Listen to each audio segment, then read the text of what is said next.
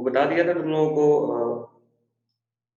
Alveoli के बारे में, उसके स्ट्रक्चर के बारे में। ठीक है,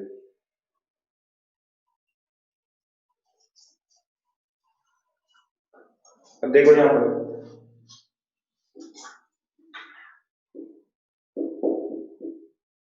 एनाटॉमिकल सेटअप ऑफ लंग्स।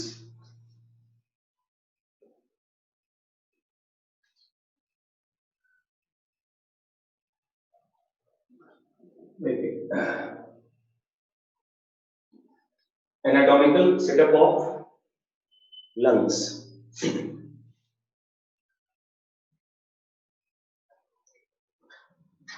जैसा मैंने बताया था आपको,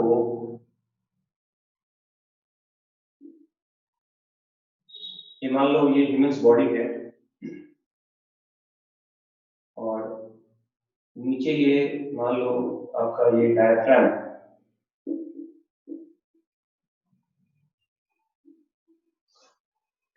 और आप जानते हैं ये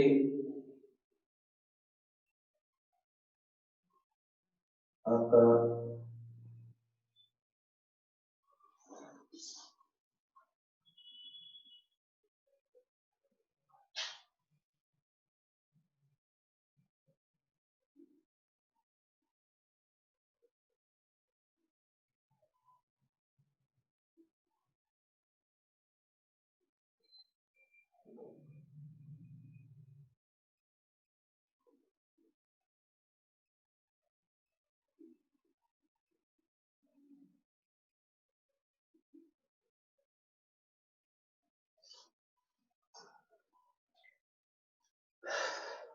देखो, और मैंने कहा था लंग्स का जो वॉल होता है इसमें डबल मेम्ब्रेन होता है। देखिए,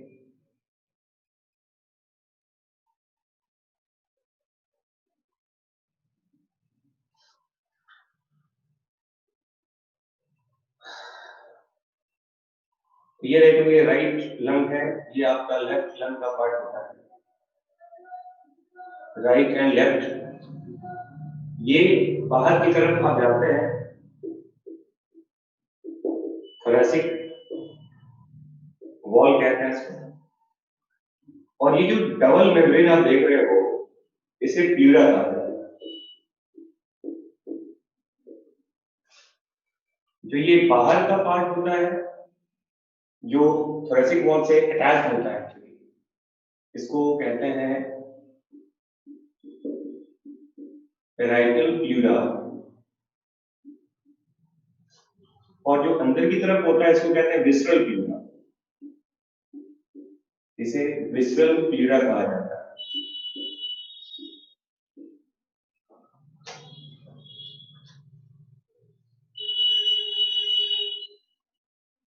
और ये जो बीच का जगह देखते हैं आप दोनों के बीच में, इसे इंटर प्यूरल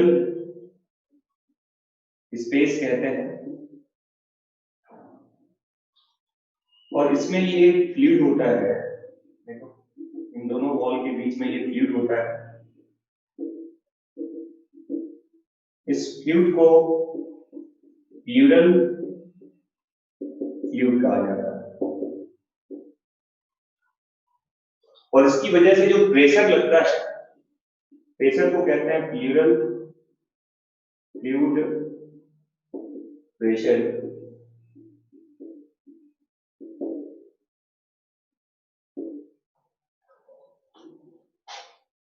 ठीक है, ये जो फ्लूइड है ये भी एक प्रेशर जनरेट करेगा, फ्लूइड में प्रेशर लगेगा, उस फ्लूइड को प्लूरल फ्लूइड प्रेशर कहा जाता है। ऐसी को इंट्रा प्लूरल प्रेशर भी कहा जाता है।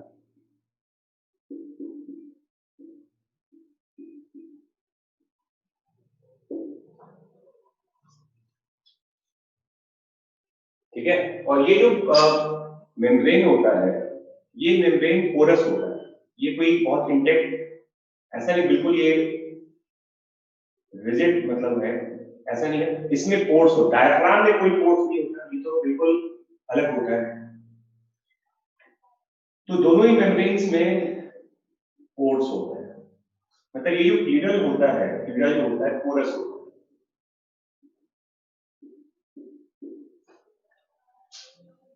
बट डायफ्राम पूरी तरह से आपके एब्डोमेन को थोरेसिक चैम्बर से सेपरेट कर देता है।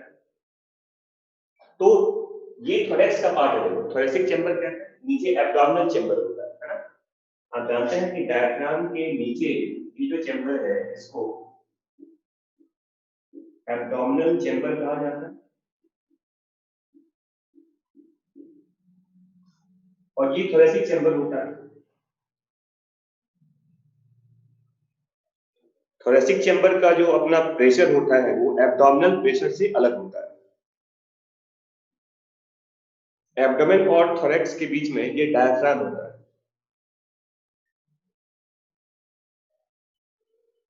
ठीक है, समझ में आ रहा है?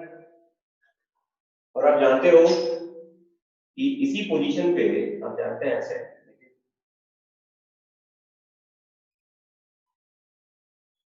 हमारा ये हार्ट का ये स्ट्रक्चर होता है जैसे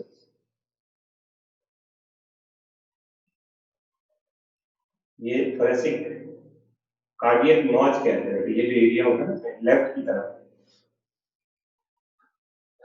तो ये आपका हार्ट होता है दोनों लंग्स के बीच में, डायफ्राम के नीचे ये अटैच रहता है।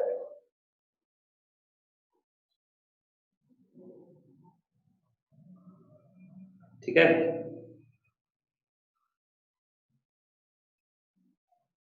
और आप जानते हैं कि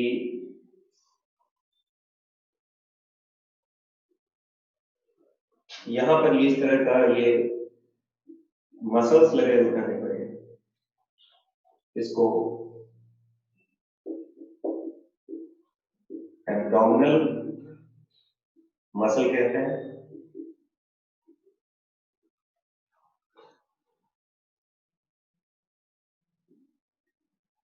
और आप भी जानते हैं कि आपका लंग्स किस तरह से, इस तरह से ये रिब्स से प्रोटेक्टेड होता है।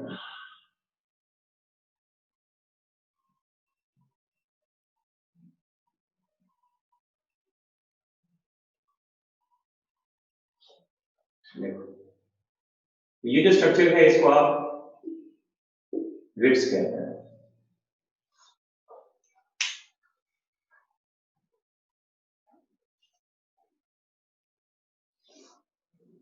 समझ में आ रहा है सबको?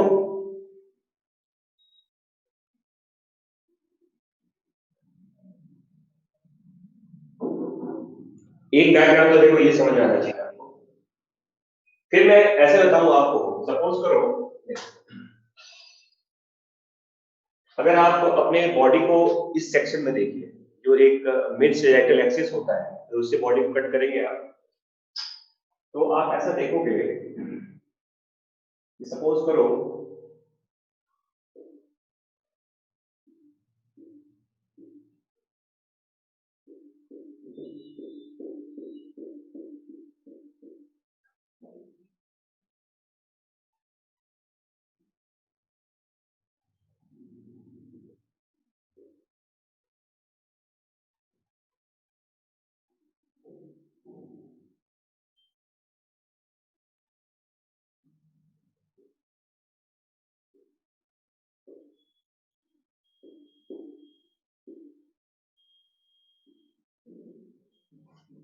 देखिए,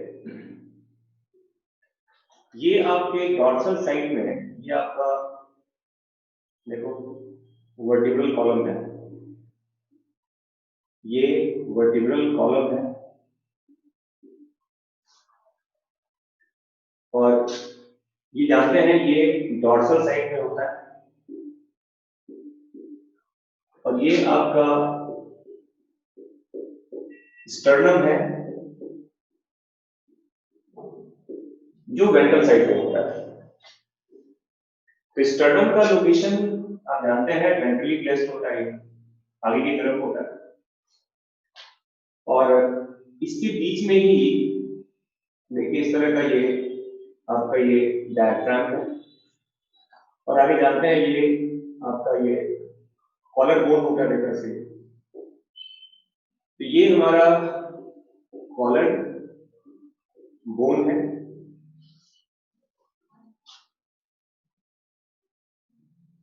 और इसी के बीच में देखो, अब यहां देखिए, आप जानते हैं कि वर्टिकल कॉलम और स्टर्नम इस तरह से ये रिब्स से जुड़ा हुआ रहता है। ये आपके रिब्स हैं,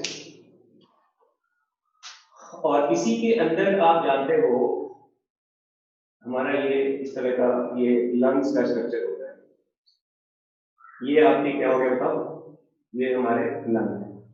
हम एक साइड का दिखा रहे हैं आपको, मतलब ऐसे सेक्शन किया गया है, स्टर्नम यहाँ पे आएगा, ये मिड सेजाइटल एक्सिस करके, तो वर्टिकल कॉलम पीछे की तरफ होगा, स्टर्नम आगे होगा, दोनों के बीच में रिब्स होंगे। तो देखिए ये जो अटैचमेंट है ये रिब्स होता है, और आप जानते हैं कि दो रिब्स के बीच में इस तरह का एक मसल्स का एक अटैचमेंट होता है रिब्स से।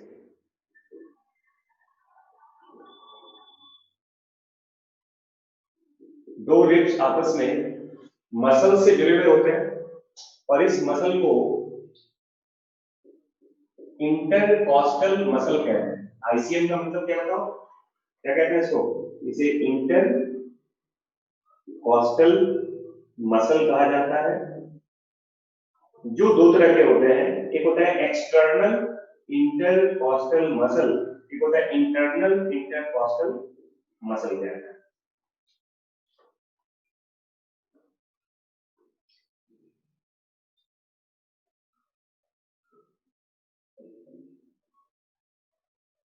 कोई वीडियो ब्लड नहीं है नवीन जी, आप अपना अपना सेटअप चेक करो, सबको दिख रहा है ठीक से?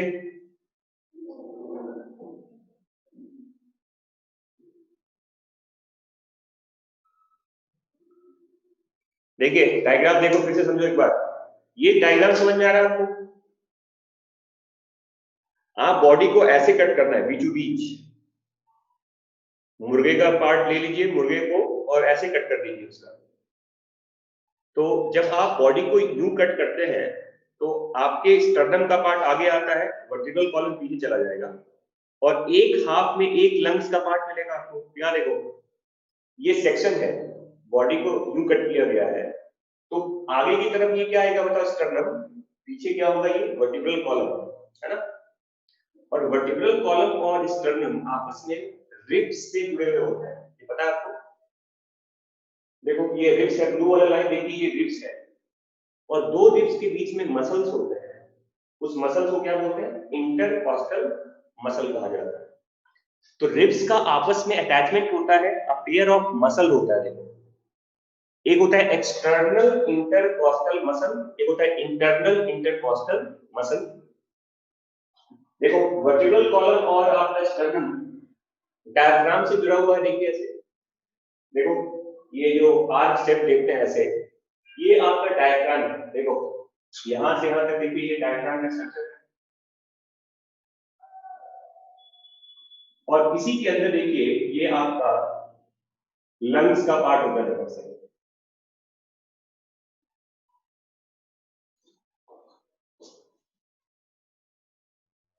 ठीक है,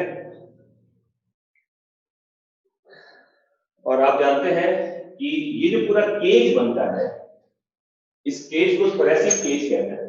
ये जो पूरा घर बन जाता है ना, इस घर को क्या कहते हैं बताओ, इसी घर को थोरेसिक केज या इसको रिब केज कहा जाता है, रिब केज कहते हैं।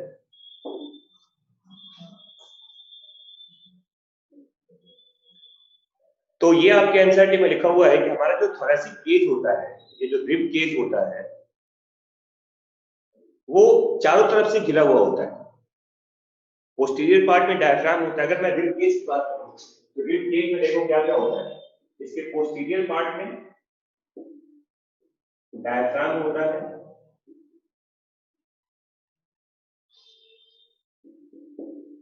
एंटीरियर पार्ट में कॉलर बोन होता है,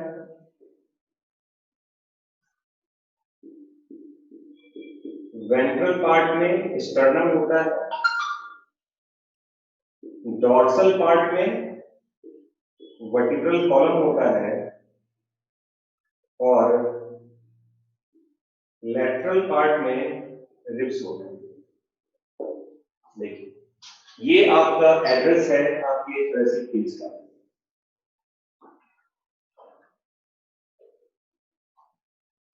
अरे लिखा हुआ intercostal muscle, ICM, intercostal muscle, जो दो तरह के होते हैं।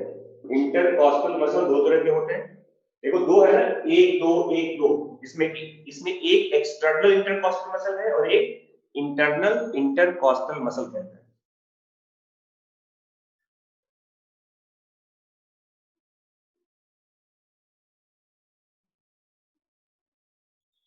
समझ में आ गया सबको?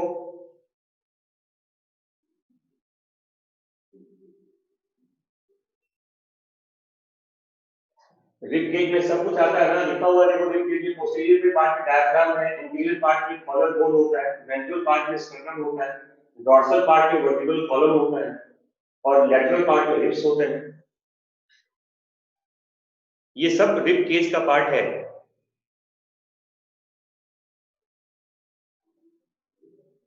जो आपके थोरेसिक केज को बंद करता है, एक बंद सा चैम्बर होता है, एयर टाइट चैम्बर कहते हैं। थोरेसिक केज हमारा एयर टाइट चैम्बर होता है, याद रखना। ये केज जो होता है इसको एयर टाइट चैम्बर कहा जाता है।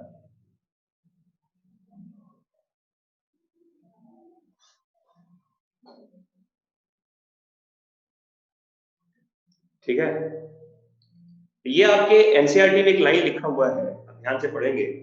ये समझ में आ गया सबको? पहले सबने डायग्राम बना लिया ठीक से? यहां तक कोई दिक्कत तो नहीं है? ये आपके बॉडी का स्ट्रक्चर है, कोई नया चीज नहीं बता रहा हूं मैं, अजूबा सा कोई एनाटॉमी।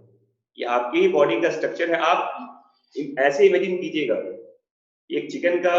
अच्छा बताओ, अगर आप एक एक एक एक चिकन को आप दो लोगों में बांटना चाहते हैं, तंदूरी चिकन है ना, और ये कोशिश करते हैं कि दोनों को एक एक लेग पीस मिलना चाहिए, तो बॉडी को जैसे कट करेंगे ना, वही कट आपके लिए भी हो रहा है। वैसा ही कट आप इमेजिन कीजिए कि आपको दोनों को एक एक लेग पीस चाहिए और एक ही मुर्गा है, उसको कट करना है। कैसे कट करेंगे? ऐसे कट करेंगे इसको। तो वही सेक्शन आपने किया गया है, तो आप एक लंग्स देख पा रहे हैं, स्टर्नम का आधा नजर आ रहा है आपको, वर्टिब्रल कॉलम का भी बीचों बीच कट हो जाएगा नहीं, और एक लंग्स भी मिलेगा आपको उसके बीच में। तो रिब्स इधर भी है, रिब्स इधर भी होता है, तो 12 पेयर्स ऑफ रिब्स कहते हैं ना। रिब जो होता है पेयर्स में होता है, राइट से भी होगा और लेफ्ट से भी होगा। अब देखो एक चीज याद रखिएगा, यहाँ क्या लिखा हुआ है, एयर टाइट चैम्बर होता है। हमारा लंग्स एक बलून की तरह होता है। अब अगर आप पूरे केज को दबाएंगे, बाहर से दबाएंगे, मान लो आपके पास एक ट्यूब है। अब जैसे आप कार का वो देखिए, आप अंदर ट्यूब होता है, बाहर टायर होता है। अगर टायर को प्रेस करेंगे आप, तो ट्यूब भी प्रेस होगा, और ट्यूब में एयर जाएगा तो वो आगे भी एक्सपेंड होता है नहीं। अगर आपका टायर एक्सपेंड करेगा तो ट्यूब भी एक्सपेंड करेगा, और टायर को आप सप्रेस दबाएंगे तो ट्यूब भी दब जाता है। वही चीज यहाँ पे होता है। देखो मतलब ये है कि आप लंग्स के वॉल्यूम को डायरेक्टली चेंज नहीं कर सकते। अगर लंग्स के अंदर आपको एयर डालना है या लंग्स के प्रेशर को चेंज करना है, तो बाहर से आपको कंप्रेस करना पड़ेगा उसको। लंग्स में डायरेक्टली प्रेशर चेंज नहीं होता, और ये आपके एनसीईआरटी में लिखा हुआ है। बाहर से प्रेस करोगे थोरेसिक केज को तो लंग्स प्रेस होगा, थोरेसिक केज एक्सपेंड करेगा तो लंग्स भी क्या होगा, एक्सपेंड करेगा। तो एक लाइन आप लिख लीजिए इसको, देखो ये एनसीईआरटी में लिखा हुआ है, anatomical setup of lungs. Anatomical setup of lungs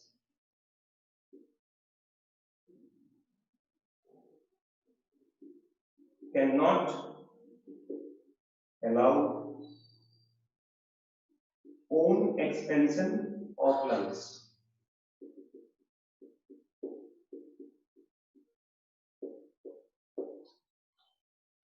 lungs का अपना एक्सपेंशन नहीं है, तो लंग्स का एक्सपेंशन कैसे होगा फिर बताओ? तो लंग्स का जो एक्सपेंशन है, लंग्स का जो प्रेशर है, it can be change indirectly, directly ये नहीं होता, देख लो। एंड हेंस देखो, hence lungs pressure can be changed indirectly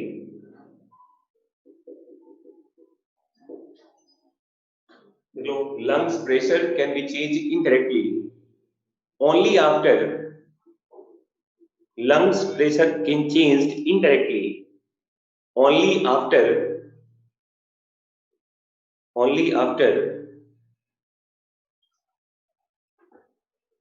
changing the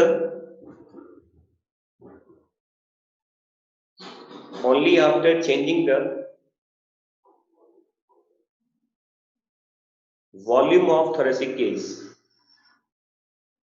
only after changing the volume of thoracic chamber. समझ में आ गया मैं क्या बोल रहा हूं? Anatomical setup of lungs cannot allow own expansion of lungs, and hence lungs pressure can be changed indirectly only after the changing the volume of thoracic chamber. हमें इस चैम्बर के वॉल्यूम को चेंज करना पड़ेगा, है ना? और आप जानते हो कि थोरेसिक चैम्बर के वॉल्यूम को चेंज करने के लिए हमारे पास कुछ रेस्पिरेटरी मसल्स होते हैं। आगे लिखिए, देखो वॉल्यूम ऑफ थोरेसिक चैम्बर, देखिए volume of thoracic chamber changes, volume of thoracic chamber changes with the help of few respiratory muscles, with the help of few respiratory muscles कहता है।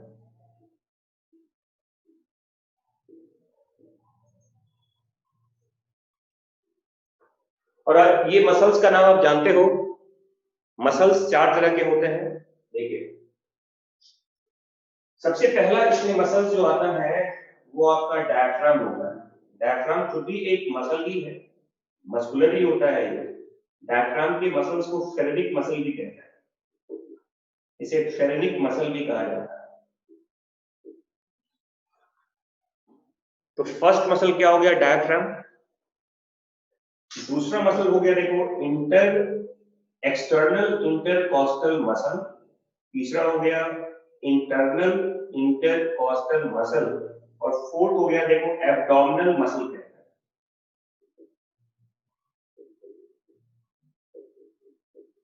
देखिए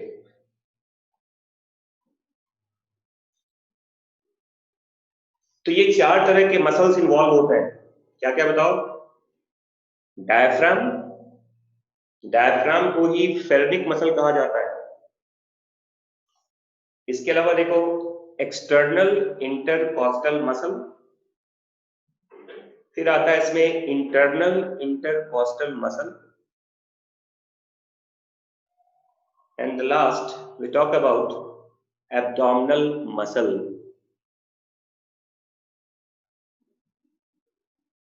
समझ में आ रहा सबको?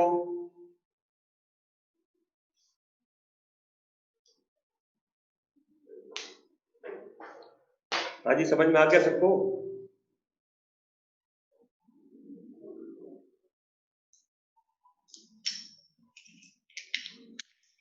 लिख लिया सबने मसल्स के नाम?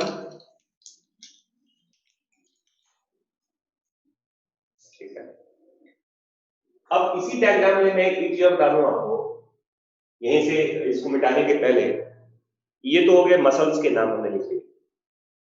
अब अगर मैं पूछूं कि प्रेशर कौन कौन सा, अगर प्रेशर की बात करें तो कौन कौन से प्रेशर का इसमें योगदान है, देखिए कंट्रीब्यूट कौन कौन सा प्रेशर करता है। तो देखो, जो प्रेशर एल्वेलाई के अंदर होता है, अगर अब मैं बात बता रहा हूं प्रेशर के बारे में, प्रेशर क्या क्या है, तो एक प्रेशर जो इसके अंदर है एल्वेलाई के, जिसको है एल्वुलर एयर प्रेशर कहते हैं।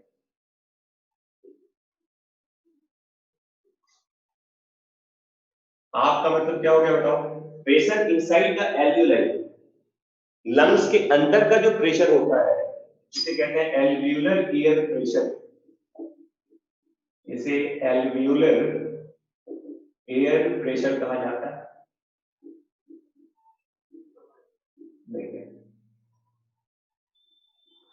Pressure inside the alveoli is called alveolar air pressure, या प्रेशर इनसाइड द लंग्स कह सकते हैं।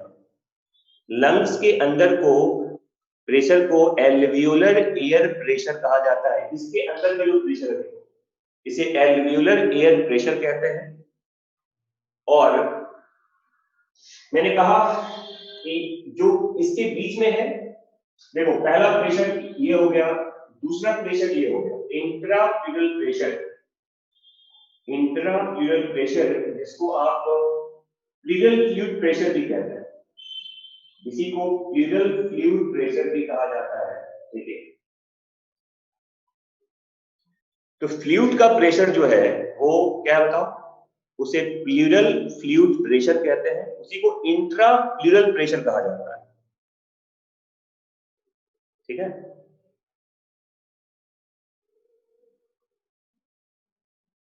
और ये याद रखिएगा, एक टर्म थर्ड यूज करते हैं, देखो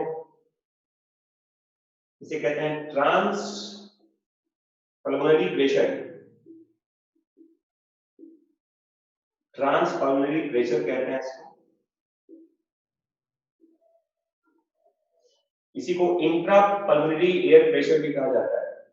इंट्रा पल्मोनरी एयर प्रेशर, ये जो वैल्यू होता है ये आप माइनस प्लूरल फ्लूइड प्रेशर कहते हैं। ये देखो, ये पॉइंट याद रखिएगा।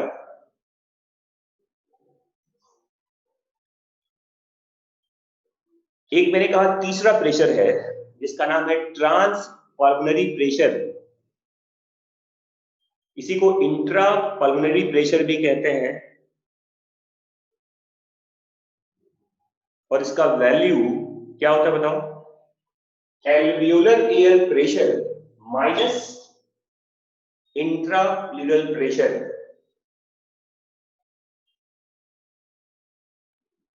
समझ में आ रहा है बच्चों?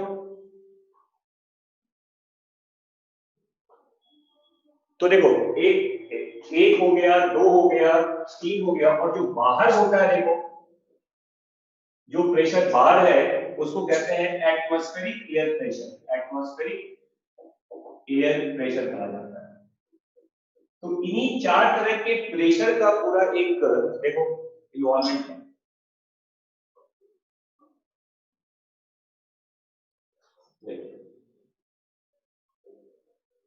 इन्हीं चार तरह के प्रेशर का पूरा एक यूज होता है। देखो चार तरह के प्रेशर हो गया ना, फिर से रिपीट करता हूं मैं, ये चार तरह के प्रेशर का इन्वॉल्वमेंट है। Pleural fluid pressure, alveolar air pressure, transpulmonary pressure और एटमॉस्फेरिक एयर प्रेशर कहता है। और आप जानते हैं कि ये जो प्रेशर होता है एटमॉस्फेरिक एयर प्रेशर, इसका वैल्यू 760 mm ऑफ Hg कहता है। ये सबको पता है? अरे इतना तो पता है सबको ना कि एटमॉस्फेरिक एयर प्रेशर का वैल्यू कितना होता है? 760 mm ऑफ Hg। ठीक है, और देखो अब दो तीन पॉइंट आप नोट कर लीजिएगा कि हमारा जो ट्रांस पल्मोनरी प्रेशर है, अरे रुक जाओ यार, आ रहा हूं वहां पे, अभी मैंने कुछ बोला है इसके बारे में। देखो क्या कह रहा हूं मैं कि एटमॉस्फेरिक एयर प्रेशर जो होता है, ये प्रेशर आप जानते हैं 760 होता है। अब देखिए, ये जो ट्रांसपल्मोनरी प्रेशर है या जो इंट्रापल्मोनरी प्रेशर होता है, ये एटमॉस्फेरिक एयर प्रेशर के रिस्पेक्ट में ज्यादा भी होता है और कम भी होता है। ये याद रखिएगा। एक पॉइंट ऐड कर लीजिए आप। देखो, एक पॉइंट ऐड करो, नंबर 1 लिखो। देखिए, ट्रांसपल्मोनरी प्रेशर, देखो ट्रांसपल्मोनरी प्रेशर और इंट्रापल्मोनरी प्रेशर, ट्रांसपल्मोनरी प्रेशर और intrapulmonary pressure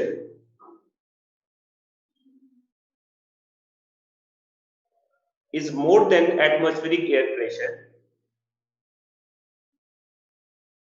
is more than atmospheric air pressure during intrapulmonary pressure is more than atmospheric air pressure during exhalation।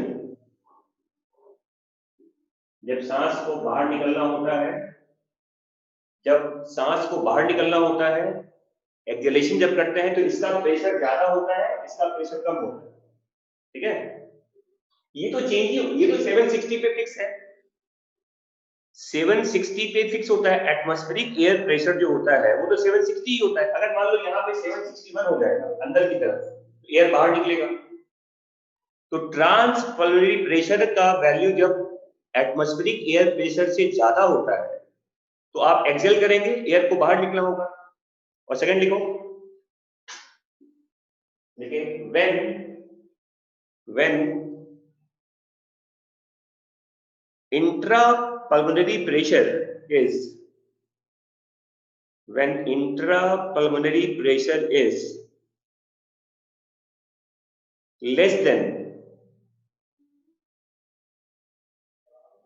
when intrapulmonary pressure is less than atmospheric air pressure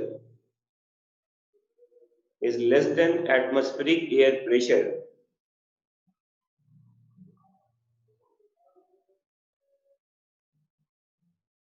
we do inhalation, we do inhalation। समझ में आ रहा है क्या बोल रहा हूं? कि जब ये प्रेशर मान लो अब 760 है और यहाँ पे 759 हो गया या 758 हो गया, तो क्या होगा? एयर अंदर की तरफ आएगा अपने आप। तो उसे क्या बोलेंगे? उसे कहते हैं inhalation. We cannot change atmospheric air pressure, हम तो अपने अंदर के प्रेशर को चेंज करेंगे ना। समझ में आ गया? और ये जो कहते हो ना कि जब ये प्रेशर कम हो गया बाहर के प्रेशर से, इसी को नेगेटिव प्रेशर कहा जाता है। समझ में आ गया? कि जब आपका अंदर का प्रेशर क्या हो गया बताओ? कम हो गया बाहर के रिस्पेक्ट में, इसे क्या कहते हैं? इसी को नेगेटिव प्रेशर कहा जाता है। तो इनहेलेशन के टाइम पर आपका प्रेशर अंदर का क्या हो गया? वो नेगेटिव हो जाता है। और एक चीज देखो, ये भी याद रखिएगा कि ये जो प्रेशर होता है, प्लूरल फ्लूइड प्रेशर, ये जो प्लूरल फ्लूइड प्रेशर होता है, ये प्रेशर कभी भी एटमॉस्फेरिक एयर प्रेशर के रिस्पेक्ट में ज्यादा नहीं होता। देखो, इस प्रेशर की टेंडेंसी हमेशा बाहर की तरफ होती है, ये हमेशा बाहर की तरफ, मतलब क्या है? देखो, अच्छा बताओ, अगर प्लूरल फ्लूइड प्रेशर का वैल्यू ज्यादा हो जाएगा एल्वियुलर एयर प्रेशर से, तो आपका लंग्स ही कोलैप्स कर जाएगा ना। तो चाहे आप इनहेलेशन करेंगे चाहे एक्सहेलेशन करेंगे, whatever we are doing, pleural fluid pressure का पार्ट हमेशा लेस होता है। किसे बताओ? एल्वियुलर एयर प्रेशर से। और इसी की वजह से आप कुछ भी करें, इनहेलेशन एक्सहेलेशन, आपका जो प्लूरा होता है ये हमेशा थोरेसिक वॉल से चिपका हुआ रहता है। एक पॉइंट ऐड कर लीजिए आप, इसको लिखो, pleural fluid pressure is always, pleural fluid pressure is always, pleural fluid pressure is always less than pleural fluid pressure is always less than alveolar air pressure, is always less than alveolar air pressure. Always, चाहे inhalation हो चाहे exhalation हो, हमेशा कम होता है. Is always less than alveolar air pressure, and due to this, देखो, and due to this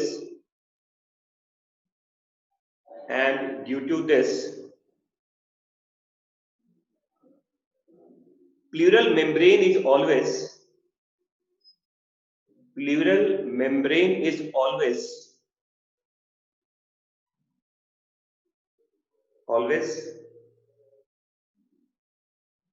attached,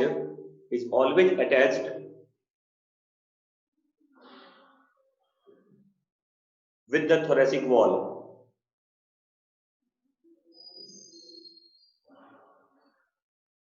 Is always attached due to thoracic wall. Always attached with thoracic wall. और इसी से आपके एग्जाम में 2 साल पहले क्वेश्चन पूछा गया था कि जब हम एक्सेल कर रहे होते हैं तो उस समय हमारा लंग्स कोलैप्स क्यों नहीं कर जाता है, ये पूरा ऐसे क्यों नहीं हो जाता है? ऐसा होता नहीं है ना, क्योंकि थोरेसिक वॉल अभी भी इसके साथ चिपका रहता है. तो याद रखना मैं क्या कह रहा हूं कि प्लूरल फ्लूइड प्रेशर का जो वैल्यू होता है वो हमेशा नेगेटिव होता है in respect to alveolar air pressure always.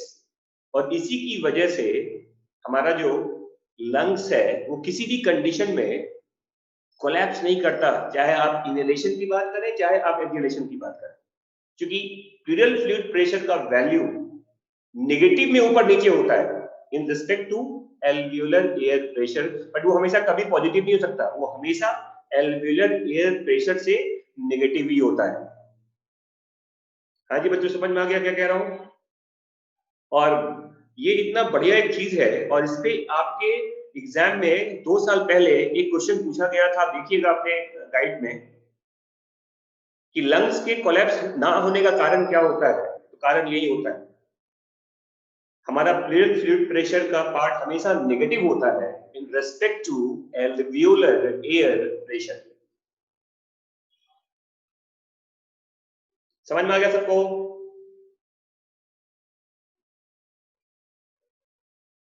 है ना इंटरेस्टिंग चीज काफी. देखो कितना बढ़िया पूरा ये मैकेनिज्म है, पूरा ये एक तरह का फिजिक्स का ही पूरा रूल चलता है इसमें. फिजिक्स केमिस्ट्री सब कुछ इन्वॉल्व है इसमें, बायोफिजिक्स भी है, बायोकेमिस्ट्री भी है इसमें.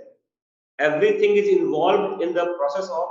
देखो 2 चैप्टर जो है ना काफी ज्यादा ये फिजिक्स और केमिस्ट्री से लिंक्ड भी है. अगर आप देखें रेस्पिरेशन का पार्ट और सर्कुलेशन का पार्ट, इसमें बहुत कुछ बायोफिजिक्स बायोकेमिस्ट्री सब कुछ इन्वॉल्व होता है इसमें. ठीक है, चलिए तो अब मैं इस बोर्ड को क्लियर करूं, कुछ लिखने की अब जगह ही नहीं बचा इसमें. डायरेक्शन क्या होता है? प्रेशर तो ये इसके प्रेशर का क्या, प्रेशर हमेशा इसका प्रेशर ज्यादा होता है, इसका प्रेशर कम होता है, उसका डायरेक्शन क्या होगा?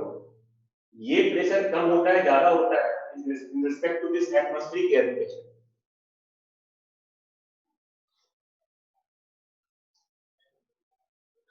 इसको मिटा दूं अब यहाँ पे.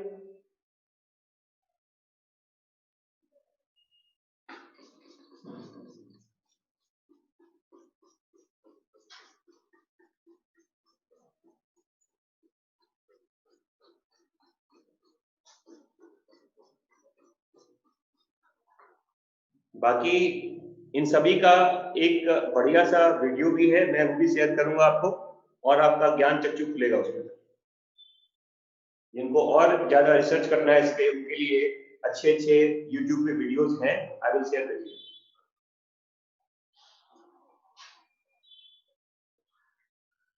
और देखो एक चीज याद रखना, जो धुरंधर ये समझते हैं कि बायो तो मुझे आता है, बायो की क्लास करने की जरूरत है नहीं। 70-80 बच्चे हैं ड्रॉपर में, 50-55 बच्चे आते हैं ऑनलाइन, तो उनको मैं आपके तरफ से संदेश देना चाहता हूं, ही विल सर्टेनली, मैं दावे के साथ कह सकता हूं कि जो बच्चे क्लास अटेंड नहीं कर रहे हैं उनका 20-25 नंबर तो कम हो ही जाएगा, लिख के ले लेना आने वाले एग्जाम में। तो ये मैं आपके थ्रू उन सभी महानुभावों को, उनके पेरेंट्स को ये मैसेज पास करना चाहता हूं कि अगर आप क्लास अटेंड नहीं कर रहे हैं, चाहे वो ऑनलाइन है चाहे वो ऑफलाइन है, आप 25 नंबर लूज करेंगे। अगर आप 300 पे हैं तो 300 पे रह जाएंगे फिर। हाँ बेटा, बहुत सारे हैं, बहुत सारे बच्चे हैं, लव सलूजा भी है, उसके नंबर देखो, वो अच्छा स्टूडेंट है, लेकिन एक होता है ना कि बेटा एक ओवर कॉन्फिडेंस में आता है कई बार कि हम तो सब जानते हैं, I am the Dhurandhar of biology, हमें तो बाद में फिर एम्स के डॉक्टर से पढ़वा दिया जाएगा, यहां से कर लेंगे वहां से कर लेंगे। अल्टीमेटली उसका एक रिजल्ट आपको नजर आएगा आपके आने वाले एग्जाम में। तो अपने तरफ से अपने दोस्तों, अगर आप उसके वेल विशर हैं तो must convey my message to all your friends, sir ने ऐसा कहा था, एंड रेस्ट उनके ऊपर की बात छोड़ दीजिए। अब चलिए, इतना आसान नहीं होता बेटा, हो गया, यस, होना होना, ये बताओ, हुआ तो अर्चित का भी ना, होना और हो जाना, एक हुआ बहुत अच्छा हो गया, एक जस्ट हो गया, दोनों में फर्क है ना। We are struggling here for the best, we are struggling here for the best, not for जो मिल गया वो मिल गया। हमें हमें जो चाहिए हमें वो चाहिए, जो मिल गया वो मिल जाएगा, ये एक लड़ने का ये कैरेक्टरिस्टिक नहीं होता। समझ में आ गया? तो आपको ये आपके अंदर दिल होना चाहिए कि हमें बेस्ट लेना है, और बेस्ट लेने के लिए आप किसी भी तरह से अपने मेहनत में कमी मत कीजिए। जितना ज्यादा आप 4-5 महीने अब टाइम आपके पास है, devote your time, your maximum you will gate. और हर दिन आपके लिए एक नया दिन है, हर दिन आप कुछ ना कुछ सीख रहे हैं। ये टेंडेंसी आप में होनी चाहिए कि आज मैं 5 चीज 10 चीज नई चीज सीखूंगा, and this will help you to get your goal. ठीक है, चलिए, तो एक बार अपने दोस्तों को जरूर कन्वे कीजिएगा कि क्लास मिस ना करें। It's not about the matter, it's not about the distance, हम वो डिलीवर कर रहे हैं जो आपको मिलना चाहिए। ये हार्डली मैटर करता है कि आप ऑफलाइन पढ़ रहे हैं आप या ऑनलाइन पढ़ रहे हैं आप, सब कुछ अभी कैसा हो गया। ठीक है, चलिए,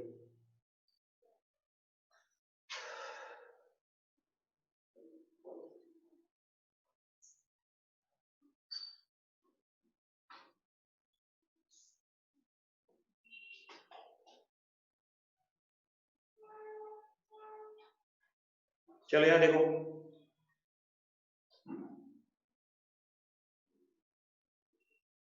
लिखो process during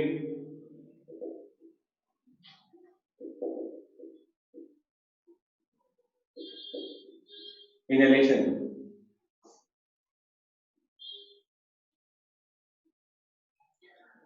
and this is all about your competition.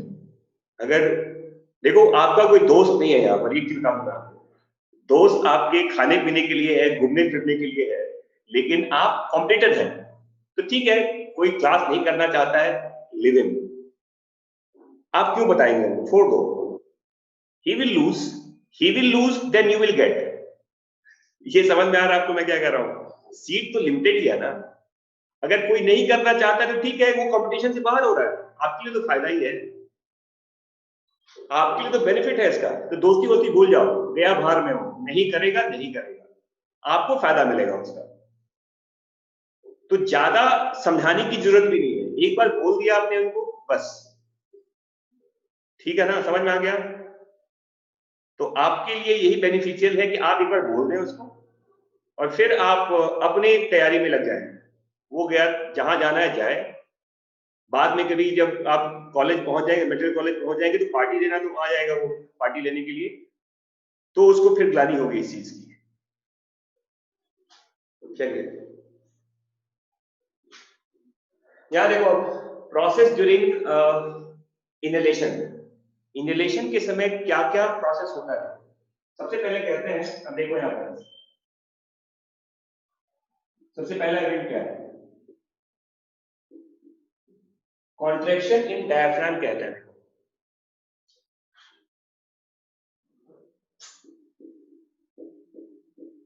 Contraction in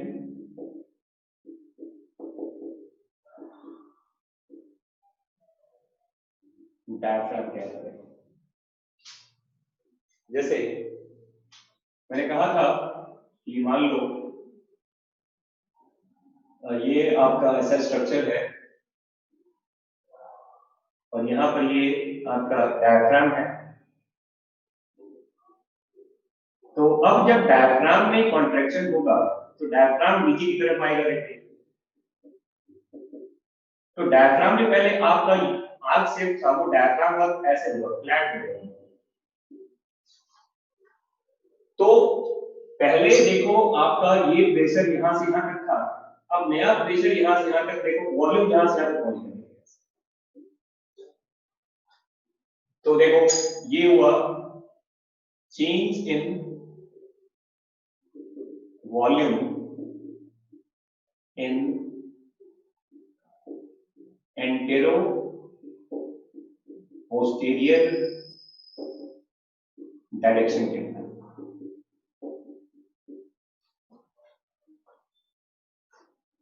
change of volume,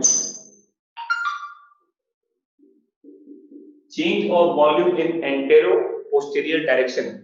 देखो एरो नीचे जा रहा है, ये इनहेलेशन के समय हो रहा है। देखो सबसे पहले आपके, और आप जानते हैं कि ये एक इनवॉलंटरी प्रोसेस है, मेडुला ऑब्लोंगेटा के थ्रू होता है। समझ में आता नहीं चीज, ये इनवॉलंटरी प्रोसेस होता है, अपने आप होता रहता है। मसल्स में कॉन्ट्रैक्शन होगा, डायफ्राम नीचे की तरफ जाएगा। तो डायफ्राम देखो, अब पहले ये आर्क शेप कहते हैं इसको, अब ये फ्लैट हो गया।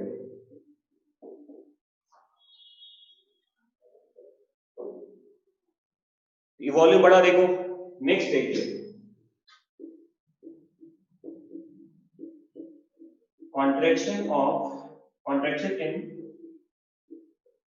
external intercostal muscle।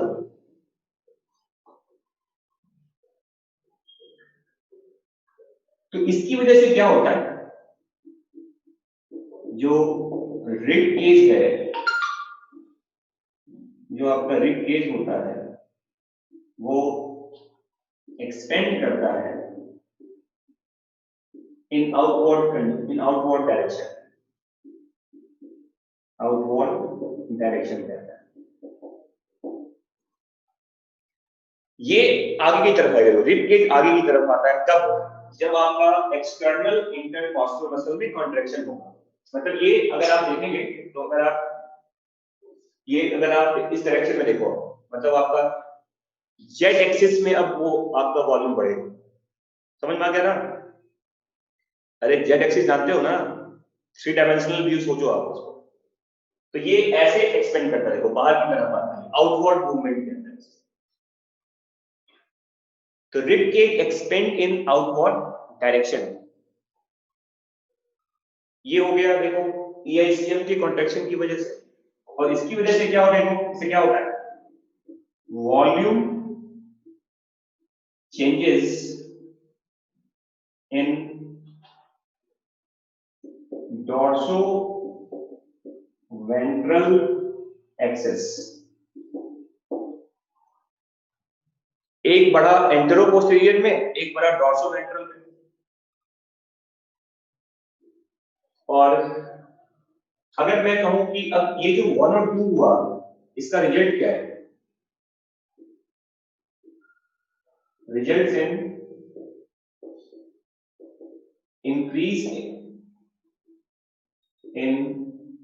increase of thoracic chamber volume,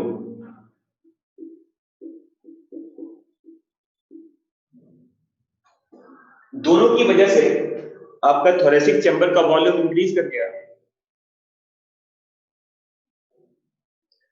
आपको पता है कि अगर थोरेसिक चैम्बर का वॉल्यूम बढ़ेगा तो लंग्स वॉल्यूम भी एक्सपेंड करता है। अगर थोरेसिक वॉल्यूम बढ़ेगा, अब देखो अगर बाहर से टायर एक्सपेंड हो रहा है तो ट्यूब भी बढ़ेगा उसके अंदर से, तो लंग्स वॉल्यूम आल्सो इंक्रीजेस कहते हैं। Lungs volume also increases, lungs volume बढ़ेगा तो लंग्स प्रेशर कहते हैं।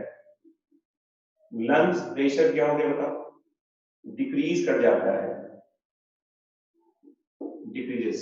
और ये कौन सा प्रेशर बताओ, ये आपका इंट्रा पल्मोनरी प्रेशर है, ये डिक्रीज कर गया। और ये डिक्रीज करेगा तो क्या होगा बताओ, air moves from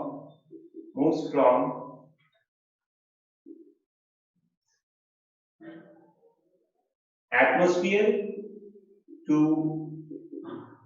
inside the lungs, और ये आपका इनहेलेशन कहते हैं इसको। समझ में आ गया, air moves from atmosphere to inside the lungs, इसी को कहते हैं क्या बताओ, इसी को कहते हैं इनहेलेशन प्रोसेस कहते हैं।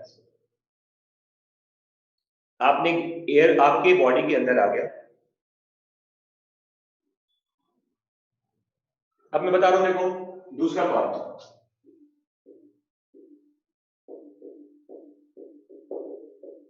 During exhalation.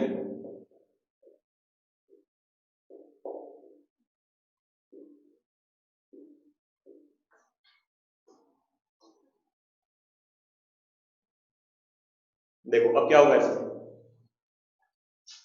फिर से देखिए आप, ये हमारा मान लो पहले हमारा डायफ्राम ऐसे हो गया था, फ्लैट हो गया था।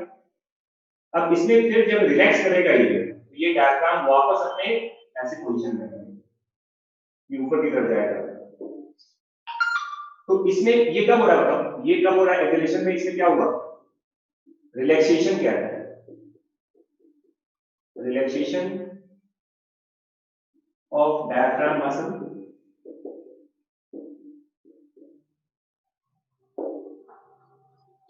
डायफ्राम रिलैक्स कर रहा है तो वो फिर से ऊपर की तरफ जाएगा,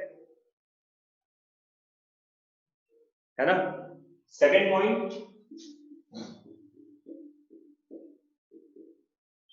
रिलैक्सेशन ऑफ क्या बताओ, एक्सटर्नल इंटरकॉस्टल मसल,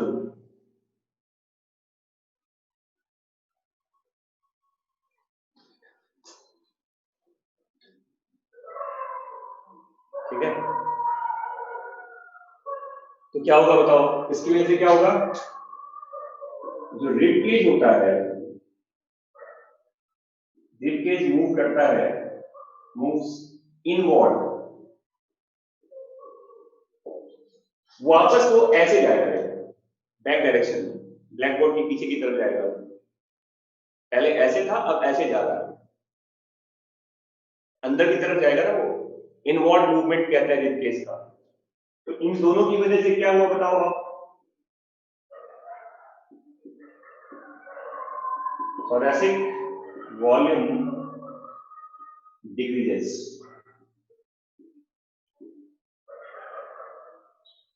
ये वॉल्यूम घट गया देखो, है ना। अब ये घटेगा तो लंग्स वॉल्यूम घटेगा, लंग्स वॉल्यूम भी डिक्रीज करेगा। लंग्स वॉल्यूम घटेगा तो लंग्स प्रेशर क्या हो गया, ये इंक्रीज कर गया। और जब ये इंक्रीज कर गया, ये कौन सी प्रेशर है, ये वही इंट्रापल्मोनरी प्रेशर होता है। और अगर ये इंक्रीज करेगा तो जो एयर होता है, air moves from lungs to outside, high pressure से लो प्रेशर की तरफ। तो ये समझ में आ गया कि इस कंडीशन में क्या था, इस कंडीशन में जो हमारा एटमॉस्फेरिक प्रेशर है वो ज्यादा है, किससे बताओ, इंट्रा पल्मोनरी प्रेशर से।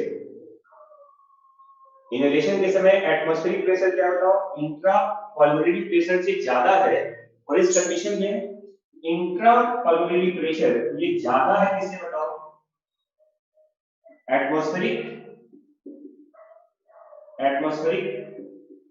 एयर प्रेशर से।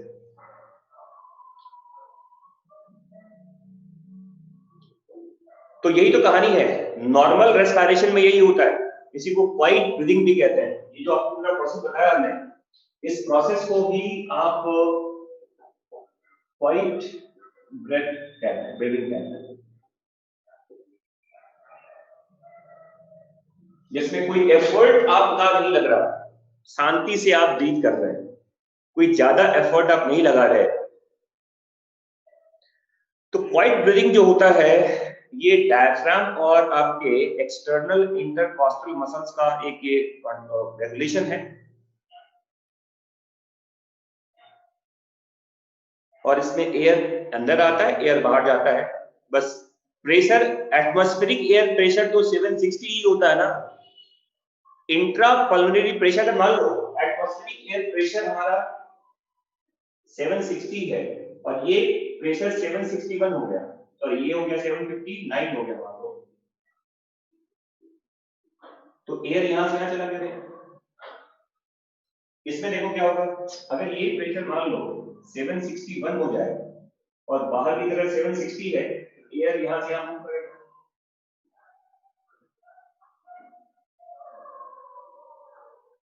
हाँ जी, दोनों को कहते हैं मिला के, ब्रेथ का मतलब दोनों होता है, ब्रेथ कहने का मतलब दोनों होता है, इनहेलेशन भी और एक्सहेलेशन भी, ठीक है।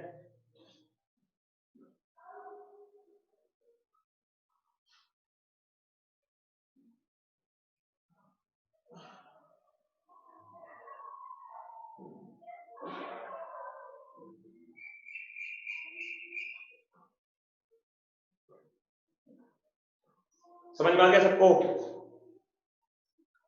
ये तो हो गया नॉर्मल ब्रीदिंग की बात कर लिया हमने। अब मैं थोड़ा सा फोर्सफुल ब्रीदिंग की बात कर रहा हूँ, वॉलंटरीली जो होता है, जिसमें आपका एफर्ट लगता है। तो देखिए, अगर हम बात करें अब फोर्स ब्रीदिंग का, फोर्सफुल रेस्पिरेशन से कहते हैं।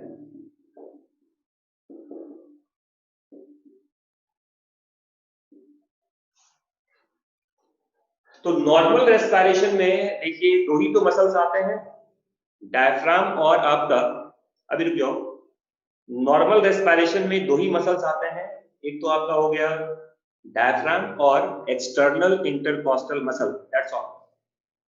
लेकिन अगर आप फोर्सफुल ब्रीदिंग की बात करें, फोर्सफुल रेस्पिरेशन की बात करें, तो देखो अब क्या होगा। तो ये चीज याद रखना कि फोर्सफुल जो एक्सहेलेशन होता है, फोर्सफुल इनहेलेशन में भी, फोर्सफुल इनहेलेशन में भी किसी दूसरे मसल्स का यूज नहीं है, केवल फोर्सफुल एक्सहेलेशन की बात करें अगर हम, तो if you talk about forceful exhalation, forceful exhalation की बात करें अगर हम, तो इसमें होता है contraction of IICM, internal intercostal muscle plus abdominal muscle.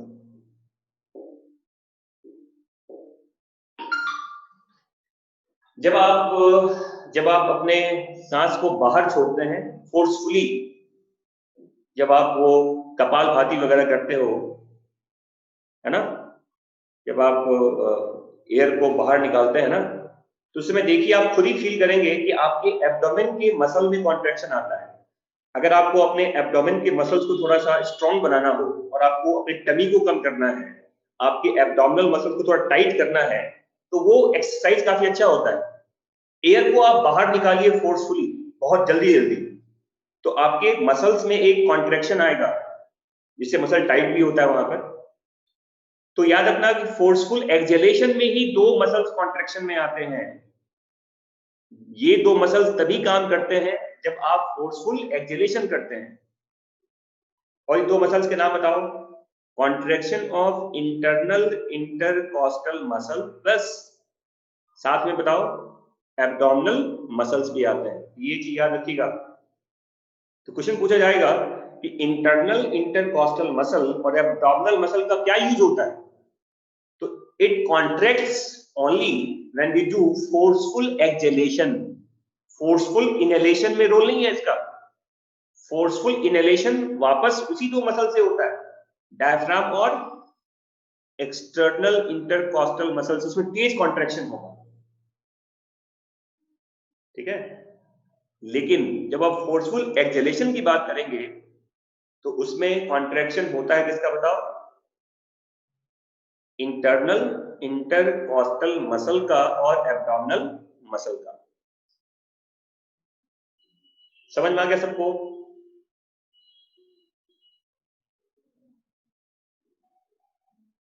और ये भी याद रखिएगा कि जो डायफ्राम होता है ना, डायफ्राम कंट्रीब्यूट्स 80% ऑफ जो रेस्पिरेटरी वॉल्यूम जो चेंज होता है ना, लंग्स के वॉल्यूम को चेंज करने में 80% कंट्रीब्यूशन डायफ्राम का होता है। तो ये ऐड कर लीजिएगा अपने नोट्स में कि diaphragm is the no forceful exhalation. अरे अभी क्या बताया तुम्हें कि आईआईसीएम का और एब्डोमिनल मसल का यूज होता है। मैंने क्या बताया आपको कि फोर्सफुल कॉन्ट्रैक्शन एक्सेलेशन में इंटरनल इंटरकॉस्टल मसल और एब्डोमिनल मसल्स का कॉन्ट्रैक्शन होता है। जो रिलैक्स कर रहा है रिलैक्स तो करेगा ही ना। रिलैक्स करने की बात तो ऑब्वियस सी बात है कि अगर आप एक्सेलेशन कर रहे हैं तो आपका मसल्स तो डायफ्राम तो रिलैक्स कर रहा है ना, उसमें कॉन्ट्रैक्शन थोड़ी हो रहा है।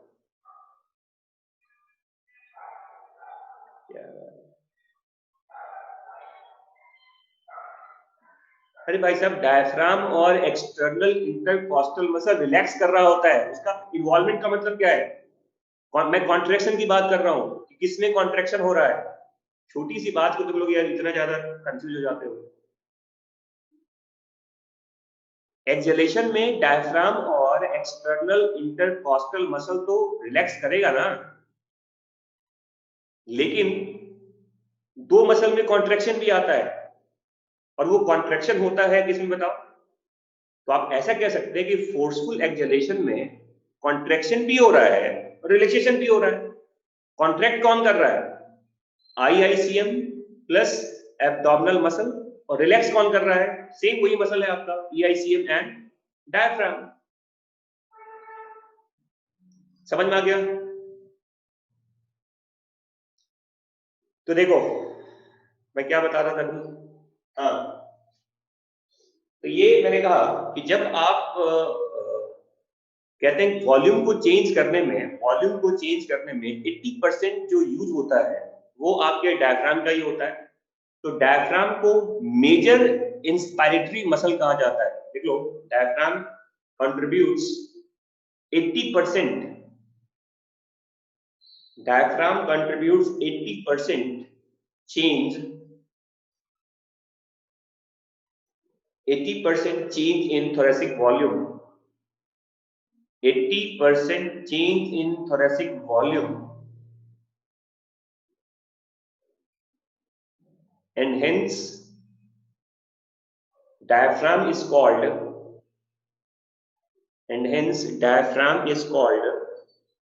major inspiratory muscle। डायफ्राम को क्या बोलते हैं बताओ? मेजर इंस्पायरेटरी मसल कहा जाता है। ईआईसीएम का कंट्रीब्यूशन केवल 20% की होता है।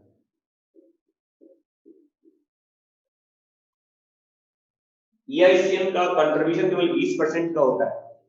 मेजर मसल हमारा डायफ्राम होता है। ठीक है, समझ में आ गया?